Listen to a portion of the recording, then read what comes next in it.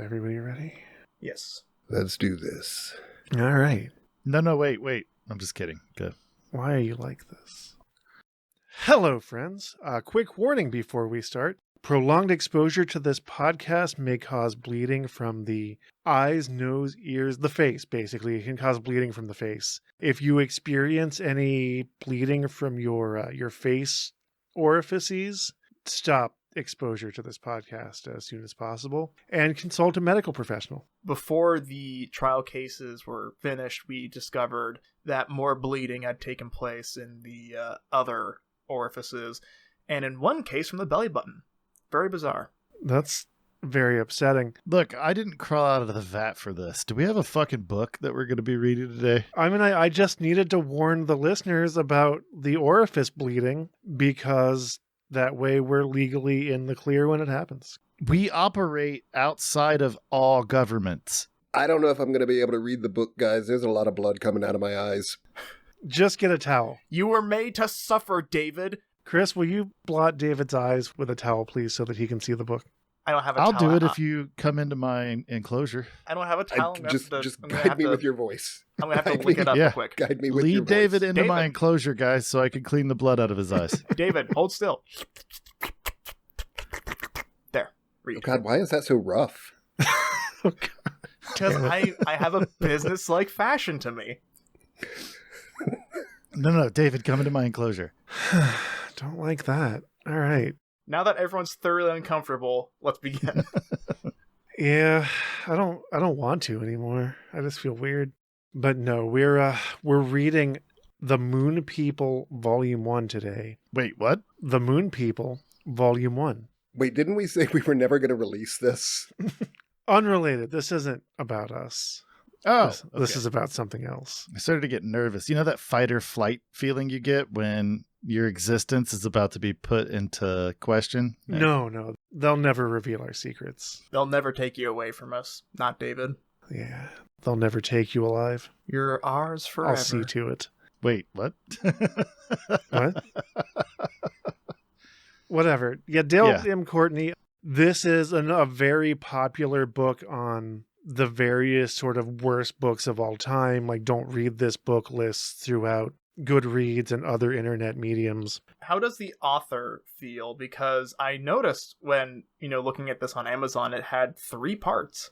Yeah, this is absolutely a trilogy, so we could milk the Moon People series for like a whole season if we wanted to. Do we really want to do that? Do you really think we're the sort of people that would milk a running moon gag? That's true. We're better than that. But wait, so the author. Yeah. So are they like, no, my book is fantastic, or are they just writing because they feel like it, or what? That I can look into. I have their Amazon author's biography in front of me. This is another one of the Vanity Press published a book and just birthed it into the world kind of writers. My favorite. But did not then print it and distribute it for free on college campuses and at fish shows. No.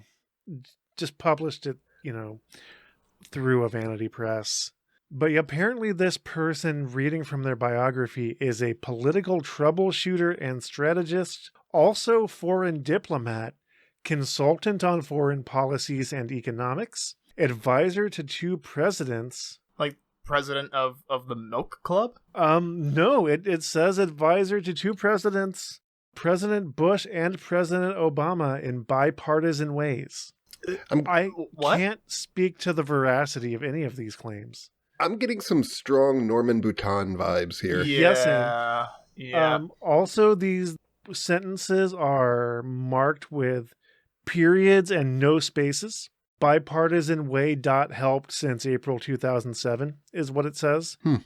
Promoter of world economic equality and world peace. Astrologer, self-taught chiropractor, which isn't a thing. That's not how that works. Don't let anyone who's a self-taught chiropractor touch you. Don't, especially if they invite you into their panelist van, don't do it. Yeah. I think the only thing worse than a self-taught chiropractor would be a self-taught acupuncturist. Oof. Yeah. Oof. it's like as he's working, he's like, I'm self-taught. I'm also training to become a voodoo doll expert. Ah! Yeah, and I think we said this about veterinarians once on another episode. If someone operates any kind of a medical practice in a van by the river, even if they're open 24 hours and their prices are very reasonable, don't go to that business. It's not worth it. Also, one thing I want to say is a political troubleshooter must be the easiest job in the world. Like, someone hands you a report, like, find out what's wrong with it, and then you just turn it around and hand it back to them. Done. Yeah. I just wonder where he found time to write a book with all of the other Oh, it things goes that he was on. doing. This bio goes on. We're not Oh done. my. Yeah. A clout score, Klout clout score. Does anyone know what that is? No. Must not have a lot of clout. Oh my god. But apparently he has a clout score of 54. Avid fisherman, scuba diver, love boats and water. Love boats and water. That's a direct quote. Love boats and water. Not loves boats, not lover of boats, just love boats. Maybe the 70s television show The Love Boat? Soon we'll be taking another ride. Maybe he's saying in his past he was a love boat and also he was water. I don't know. You know, I would say that in one of my past lives I was a love boat, but who am I kidding? I'm one now. Huh. I'm lovely, Joe. You are. I am fabulous. You are. But yeah, love boats and water, writer of 3 books. I hope to become film one day.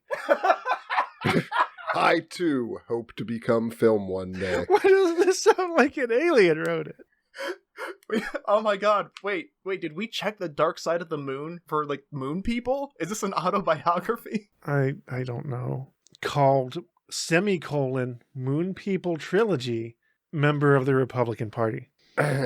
Okay. I can't wait to hear a representation of their inner monologue. I feel like that sets the stage pretty well. Yeah, let's get into it. But before we do that, I should remind you that we have a website, WeGiveYouBrainworms.com, which will enable you to support the show, give us your money to buy moon goo and moon food. If you ever wonder whatever happened to all of that unpurchased Nickelodeon gack, got you covered. Yeah. I wish I had some Nickelodeon gack. Nickelodeon gack was fun. So yeah, feel free to do that. I don't know. I guess we're ready to get into it unless somebody else has something let's to add. read this book. Yeah. No, wait, real quick. That moment of Joe going, and don't forget this, that, and the other. All right, I don't know. That's the entire show in a nutshell. You're not wrong. Hey, give us money. I don't know what the fuck is happening. Here you go. The energy of this podcast in a nutshell. Oh my god. Shit. Best sci-fi in 2009. Moon People, The Age of Aquarius. This is the dawning of the age of Aquarius. Amazon gave Moon People 5 stars. I don't know. I'm if sure that's one person true. did. It says it right here in the book.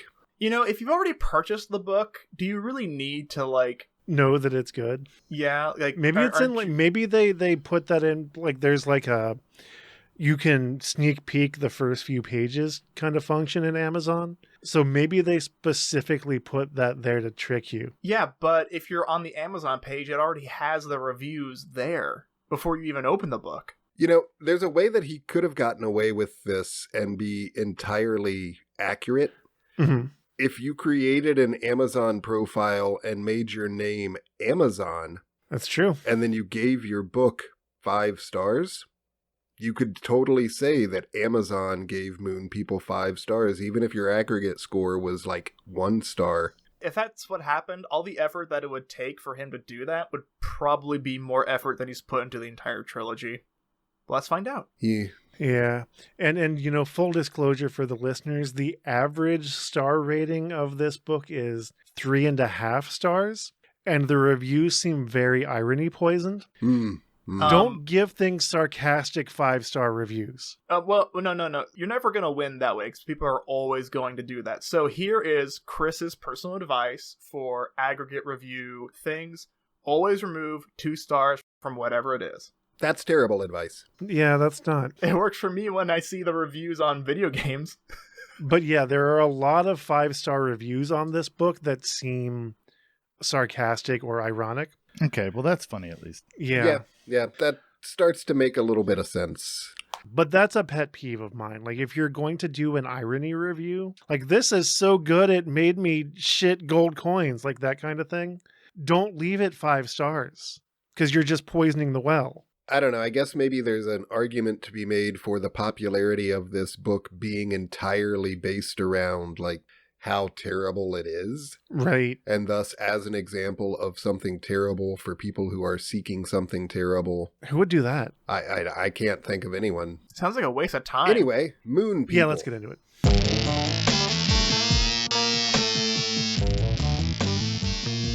This is the intro, by the way. This is before the actual first chapter starts. This is just the author's intro to the book.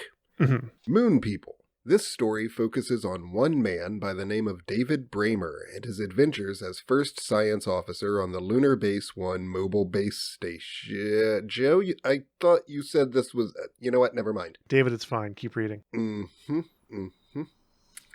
One of 3 base stations in orbit around Earth.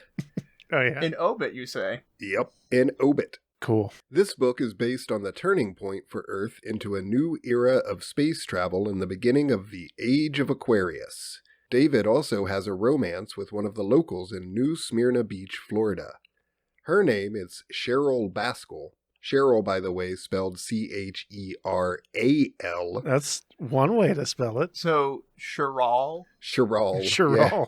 David, if you do me the favor of any time it says Cheryl, just read it Cheryl, please. I will absolutely do that. Yeah, like I know that you generally sort of autocorrect typographical errors and things in the bottom tier shit that we make you read. But just if you kind of point out these typos, it might be kind of funny. Yeah, I got you. Her name is Cheryl Baskell, a local restaurant owner. Now, during David's experiences, he encounters some alien life forms, some friendly, some not so friendly, throughout the universe. This sounds like the most boring description of Star Wars I've ever heard.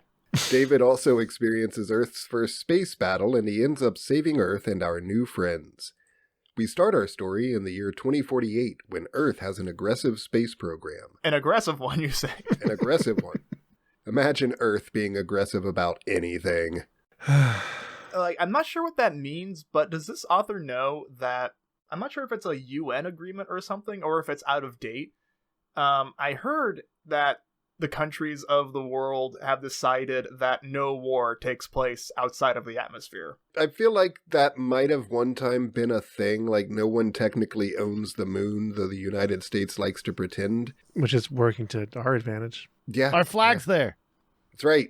And, I mean, we also had the Star Wars program, and now there's Space Force, so... Space Force! The Star Wars program was never fulfilled, right? It never finalized, but they sure as shit threw a lot of money at it for a while. Yeah. I'm talking about during and after the space race, like with the International Space Station. The Russians and Americans up there, like, there's no war there. There's no conflict. Like, they're just scientists. That's true. Yeah, I mean, it's supposed to be a neutral zone sort of thing, so...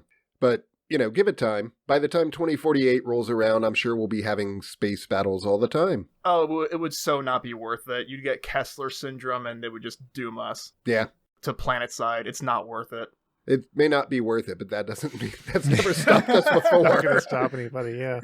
They have just completed 2 large mobile base stations called Lunar Base 1, 2, and are almost finished with the 3rd base station called Lunar Base 3.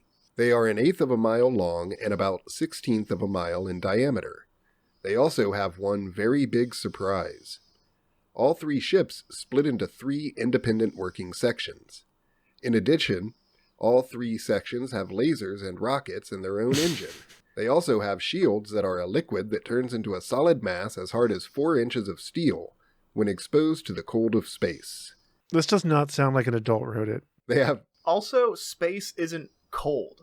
There's nothing in space to be cold. I'm pretty sure that if you go into space unprotected, you will freeze, though, because there is also nothing to provide heat. No, actually, your body is very good at retaining heat.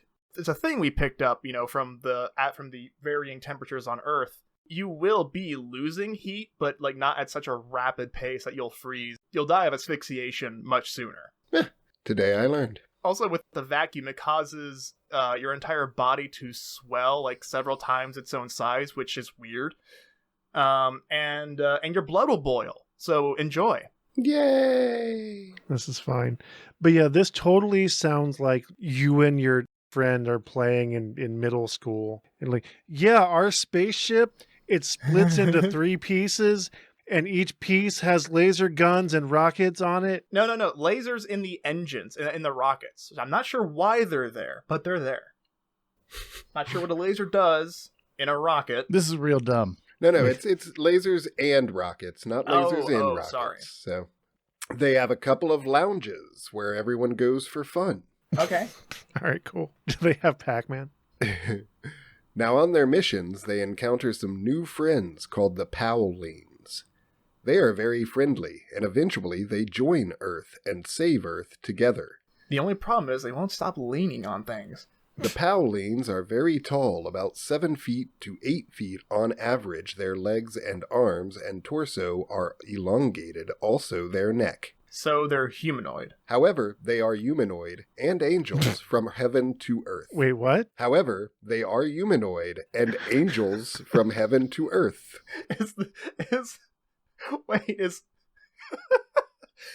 Is the moon heaven in this guy's mind? I don't know. When the Powleans' arch enemy, the Archons, find them, it is not too good for Earth, because Earth is caught in the middle. Well, one thing leads to another, and before you know it, it is a all-out space battle for our existence.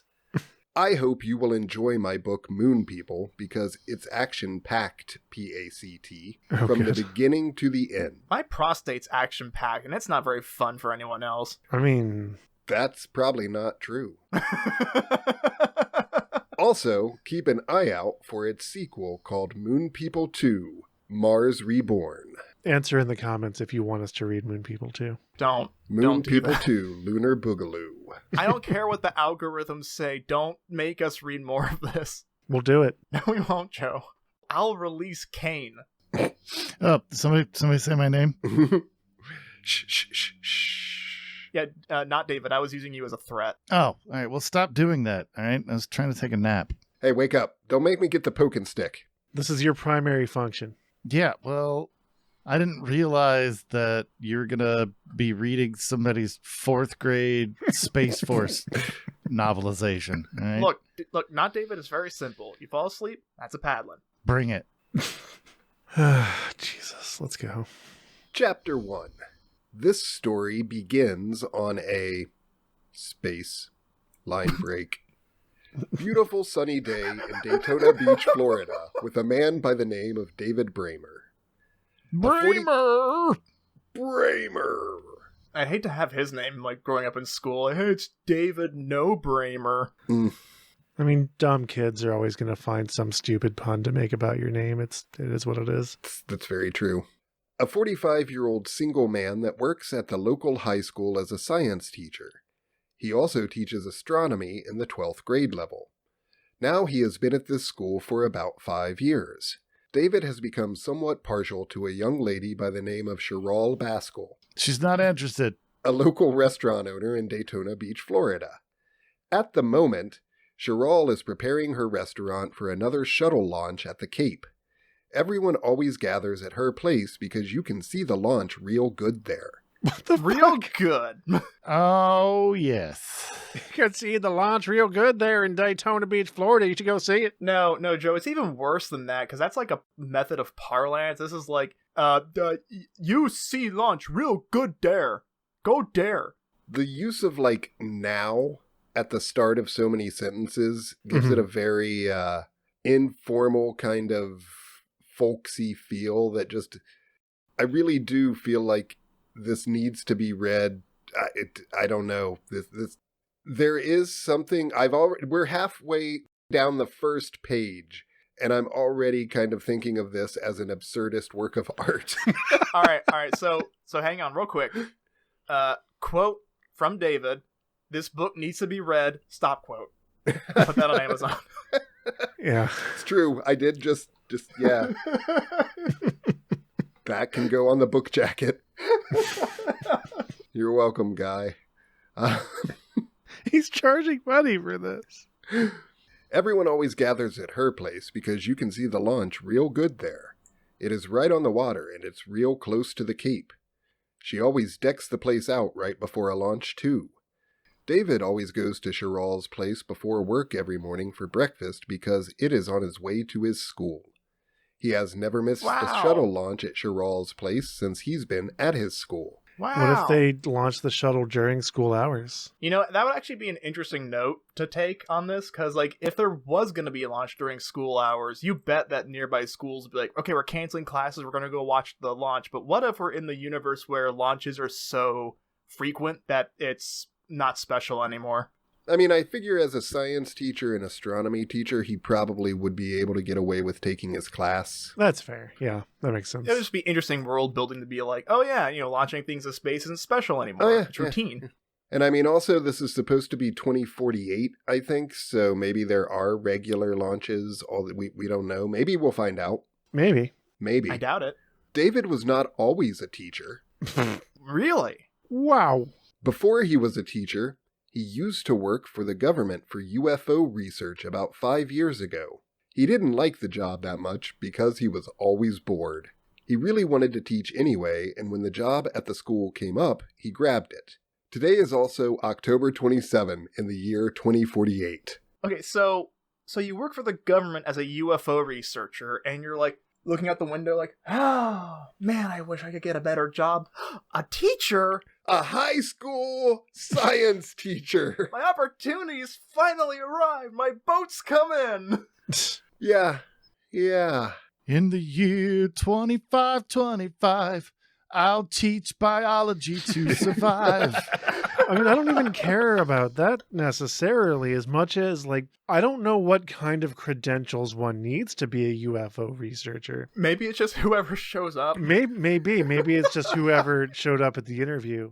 But I feel like they're wildly different from the education background you would need to be a science teacher at a high school. Well, consider that it's high school level, and consider that in order to get a job in that position, you would have to know a relative amount about space and physics and so on. So I don't know if that's necessarily true, but go ahead. I feel like you could, there's crossover. But that doesn't mean you know how to teach. Well, yeah. Yeah, you need a teaching certificate to teach full-time, at least in Ohio. Yes, I can only speak for Ohio. I don't know if that's a national thing, but you need to do like time as like an intern teacher for a while, and like there's a whole process that has to happen. No, this one, a job at the school came up and he grabbed it.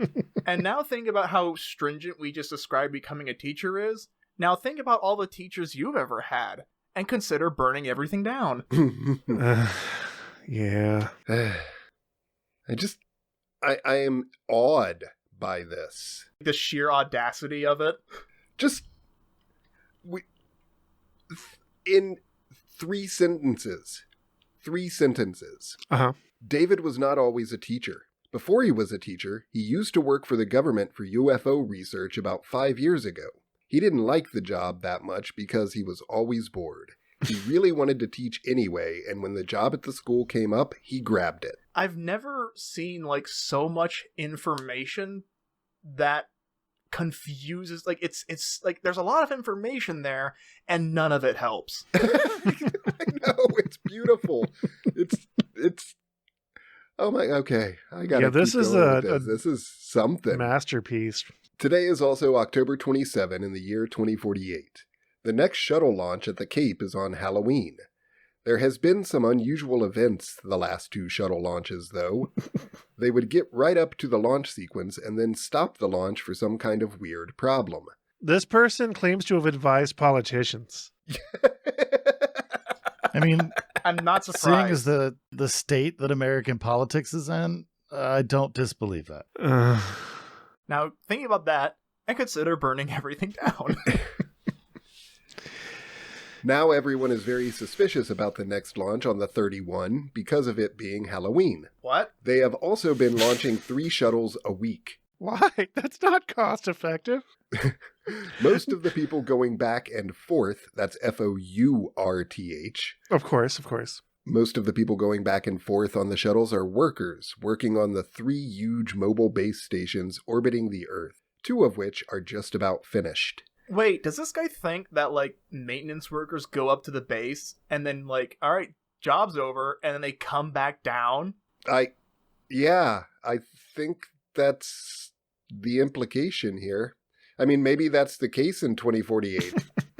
Yeah. Oh, damn, the toilet on the ISS is clogged up. Someone spend trillions of dollars to get a plumber up there and then bring him right back down. Just send him right back. He wrote this book in 2009, so that was almost 40 years of development from that point. And we tend to think that 40 years is a long time, but we've already chewed through like 12 years of that. And all we've gotten out of the interim is fucking Space Force. Yeah, Space Force! And Blue Heaven or Blue Origin or whatever the fuck Jeff Bezos' giant penis rocket is. Don't get me started on that bullshit. I just love that it's a cock. I love that his spaceship is just a giant phallus to the stars.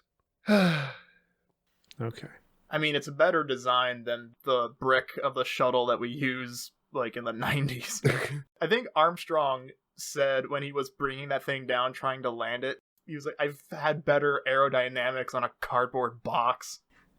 That shuttle's terrible. Yeah, the shuttle program's not really in use anymore, so we'll see what comes next. But are the Russians still using the Soyuz? I don't know. They've been using that, like, at least if they are still using it, they've been using that for years. That's one of those, like, AK-47 things. Like, it's not fancy, but god damn it works.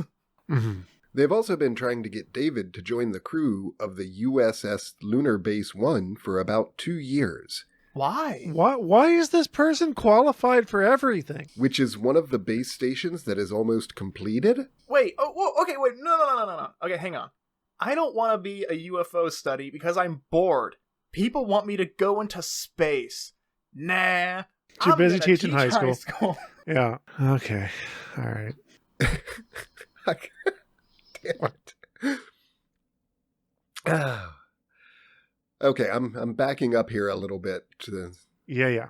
Most of the people going back and forth on the shuttles are workers, working on the 3 huge mobile base stations orbiting the Earth, 2 of which are just about finished. They have also been trying to get David to join the crew on the USS Lunar Base 1 for about 2 years, which is one of the base stations that is almost completed? ? He's not sure. Is the narrator sure? Nothing's certain. David, I'm starting to lean with you that this is some absurdist thing. However, he declines gracefully because he's a little scared of the launch process. Plus, he likes the school he's at. A little scared of the launch process. Everything after that doesn't scare him at all. You know, the vacuum, potentially not being able to come back down, food resources running out, oxygen leaks. Nah, none of that.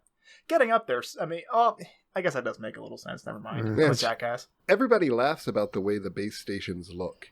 They look like a giant empty toilet paper holder from Earth with one. Why? That just means they look like a tube. Tubes are not inherently funny. But why though? Why tubes? Yeah. It's the internet. It's the space internet. It's just a series of tubes. Space Force. I mean, that, like, I'm willing to accept some bullshit because science fiction. Like, yeah, the space station's a tube. Like, they designed it that way. Science fiction, it's fine. But why do people think it's a funny shape? Because they look like toilet paper holders. Okay, so if they say, oh, well, it's a tube because it rotates to facilitate artificial gravity, and because it's hollow, it makes it way easier to dock ships because they just, slowly go in the middle, match the rotation, hit the airlock. I hope that he says that. Please say it. Let's find out. Hold your breath until he gives a very logical scientific explanation for the tubes. Everybody laughs about the way the base stations look. They look like a giant empty toilet paper holder from Earth, with one huge engine on the back of it. From in front of the engine on the inside to the front of the base station on the inside are all docking bays. There's 10 stories from top to bottom, and all 3 base stations are a 1/16 of a mile in diameter and about 1/8 of a mile long. They constantly rotate for gravity when they are in operation. Oh, thank God. The USS Lunar Base 1 and 2 are rotating at this time, and in about 3 months, the Lunar Base 3 will start rotating. The reason why they want David is his knowledge of the stars, also because he worked for UFO research. Also, it's not rotating for gravity. That's artificial gravity. Jackass. This is very stupid. Also, why are they lunar bases when there's satellites floating in orbit? I'm assuming because they orbit the moon. So put them in orbit around the moon instead of around the Earth. Sure, I guess that makes them easier to find consistent. I don't know what. Yeah. It makes it significantly harder to get to. Like, but what's the purpose? Is it for studying the moon? Because that would make sense. I get that. Yeah, like this has the energy of like just unedited, just typing your thoughts as they pop into your thinker. So a Norman Bouton. Yeah. Sure. I'm going to take a bet. Okay. I'm going to bet the listeners that this guy is saying, oh yeah, no, we have them around the moon because then it's easier to, get to further places in the solar system from the moon because of the low gravity. Like, bitch, have you ever heard of a space elevator? Yeah, if you can afford to create giant toilet paper rolls that have rocket lasers and separate into 3 sections, you can probably master a space elevator. It's true. The reason why they want David is his knowledge of the stars, also because he worked for UFO research. They pay the workers a lot of money to work on the base stations because it is so dangerous, and he would be an officer if he did decide to join the USS Lunar Base 1. First, it starts on its mission to Mars for 6 months. Then off to Saturn's moon, Titan. The USS Lunar Base 2 will first go to Venus for a year. Then it will head to Pluto and its moons. What? That's a long mission. Does this person know how big space is? Obviously not. You think it's a long way to the chemist. Do you think this guy, like his head would, his eyes would shoot out of his skull, like blood would shoot out of his ears if someone showed him Star Trek? USS Lunar Base 3 will first go to Jupiter for a year and then go to the outer parts of our solar system and beyond. Why? Why not send the one that's going to fucking Pluto? They are also paying big money to either go to our moon base and our Mars's base to work for a 10-year period. Mars is. Okay, now real quick, because I am a little lost on this. Should that have been MARS apostrophe? It could have just been Mars base and it would have been fine. Oh, okay. Like Mars doesn't need to own the base. It's just a base on Mars. So I just like Mars's base. Mars is his base. Also the implication that someone else might have a Mars. Like Mars is his base. Like it's just a nesting doll of possessive nouns. Do you think that this guy thinks that if there's like other solar systems that like the one very closest to the sun's called Mercury and so on? Oh god, okay, where was I? Oh Jesus. They are also paying big money to either go to our moon base and our Mars's base to work for a 10-year period. Now on this day, David is on his way to the restaurant like always, listening to his radio. His favorite song is playing when there's a interruption in the broadcast on the emergency broadcast system. This is K92FM. We take you live to NASA with a special report. Oh, God. Was that all one long sentence? Yes. Wow. This is Steve Slater live on Channel 9. That's just one short sentence.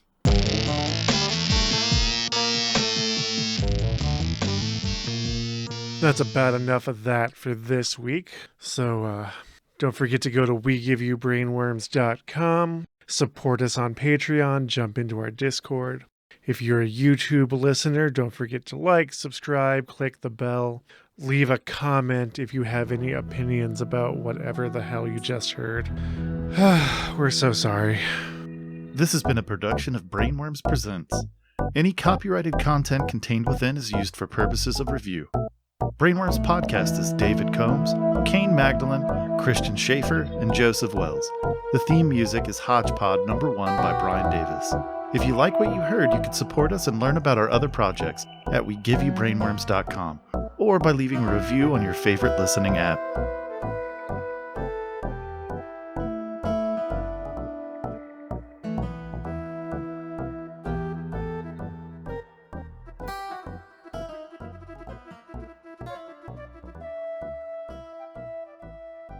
Space Force. Soon we'll be taking another